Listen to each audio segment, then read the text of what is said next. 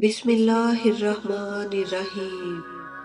جب ملک الموت حضرت موسیٰ علیہ السلام کے پاس آئے تو حضرت موسیٰ علیہ السلام نے پوچھا، اے ملک الموت، تو میری زیارت کو آیا ہے یا میری روح قبض کرنے؟ ملک الموت بولے، روح قبض کرنے آیا ہوں۔ حضرت موسیٰ علیہ السلام نے فرمایا، تو کس راہ سے میری روح قبض کرے گا؟ ملک الموت بولے، تمہارے منہ سے۔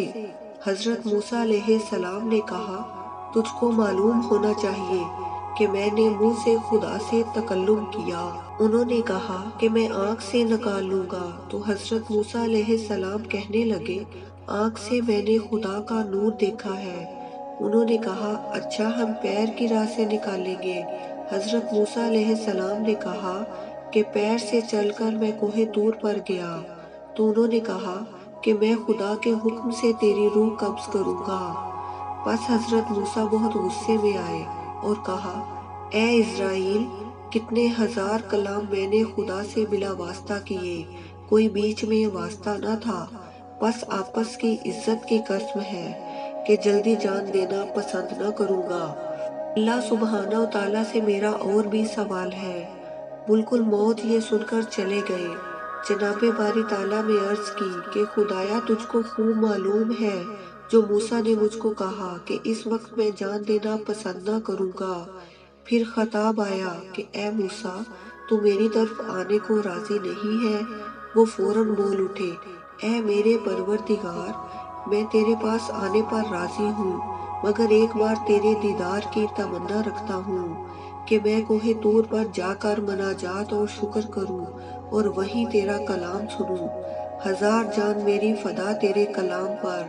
بس حضرت موسیٰ نے کوہ طور پر جا کر عرض کی، خدایا، میں اپنی آل اور امت تجھ کو سونپی، اس کو تو اپنی رضا پر رکھیو اور ان کو حرام مال سے باز رکھیو اور ان کو روزی میں حلال دیجیو، کیونکہ میری امت ناتمہ ہے۔ پس ندا آئی، اے موسیٰ، زمیں پر عصا مار۔ جب عصا مارا تو پھٹ کر دریا نکلا۔ پھر حکم ہوا کہ دریا میں عصا مار۔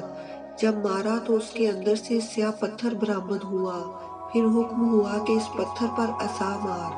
جب مارا تو وہ پتھر دو ٹکڑے ہو گیا۔ اس میں ایک کیڑا نکلا۔ وہ کیڑا منہ میں گھاس لے کر اللہ کا ذکر کرتا ہوا تسبیح کر رہا تھا۔ اے پروردگار، تو مجھ کو دیکھتا ہے اور میرا کلام سنتا ہے اور جگہ میری جانتا ہے اور روزی پتھر کے اندر بھی پہنچاتا ہے۔ کسی کو محروم نہیں رکھا اور بھوکا تو نے نہیں رکھا اپنے فضل و کرم سے۔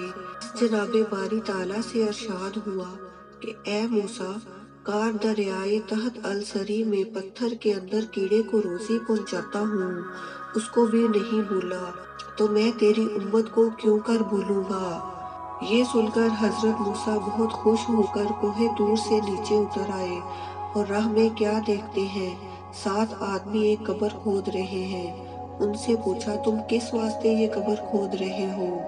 انہوں نے حضرت موسیٰ سے کہا، جو صاحب قبر ہے وہ تمہارے قد کے برابر ہے، ایک بار تم قبر میں اتر کر تو دیکھو تمہارے قد کے برابر ہوئی ہے کہ نہیں۔ تب حضرت موسیٰ نے قبر میں اتر کر دیکھا اور پھر کہا، یہ کیا خوب جگہ ہے، کاش یہ قبر میرے لیے ہوتی تو کیا خوب۔